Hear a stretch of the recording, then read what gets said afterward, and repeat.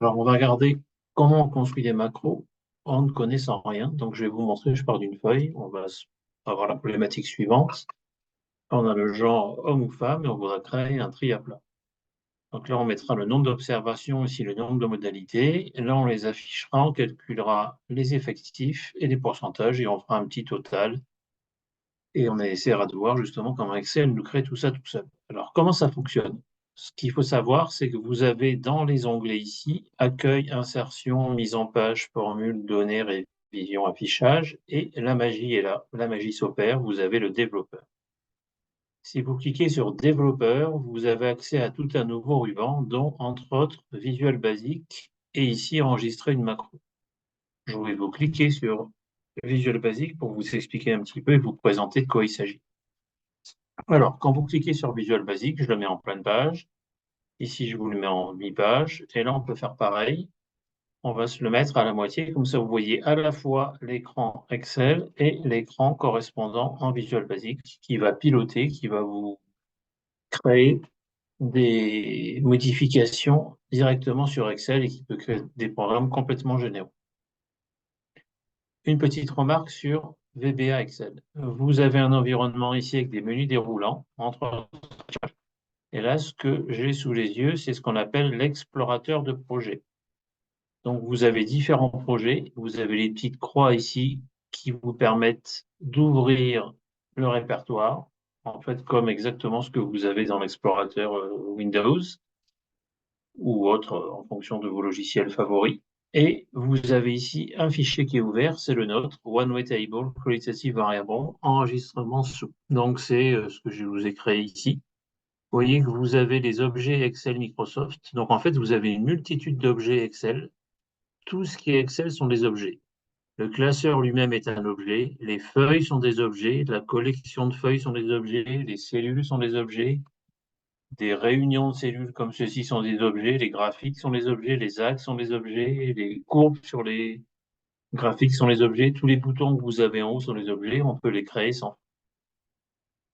Donc, on va essayer de faire, c'est de créer du code pour justement répondre à la problématique initiale qui était de créer un petit tri à plat.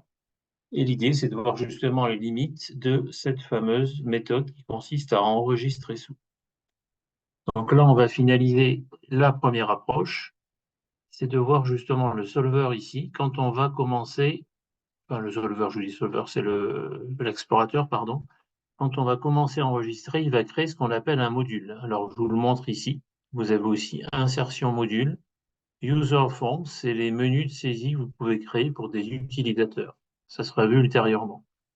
Donc, vous n'avez même pas besoin d'aller ici. Pour ceux qui débutent et qui connaissent absolument rien comme moi, on va aller dans Enregistrer une macro. Donc, je reviens dans Excel. Vous voyez la souris ici, je me redéplace. En dessous de l'accueil, vous avez un bouton avec Enregistrer une macro. Et vous allez voir, comme par magie, quand je clique dessus, il va créer une macro. Donc là, il vous la propose. Donc, vous avez un petit menu qui s'affiche. Comme pour les graphiques dans Excel, il va incrémenter. Et ici, il l'appelle par défaut, parce que c'est en français macro. Et il met un 1. Quand vous allez enregistrer une nouvelle, ça sera un 2, puis un 3, puis un 4, et ainsi de suite. Je vous rappelle, comme pour les graphiques, comme pour les onglets, vous avez feuille 1, feuille 2, feuille 3 en français.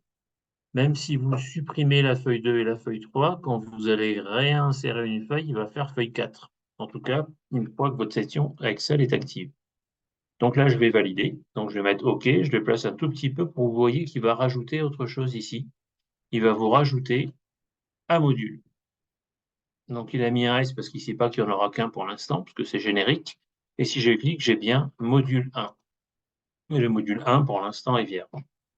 Donc ce que vous pouvez essayer de faire, c'est ici construire par vous-même le tri à plat en vous déplaçant dans Excel et vous allez voir qu'il va créer le code automatiquement dans module 1. Donc si vous cliquez dans module 1, ce que je vais vous montrer dans la vidéo suivante, il va enregistrer petit à petit des commandes.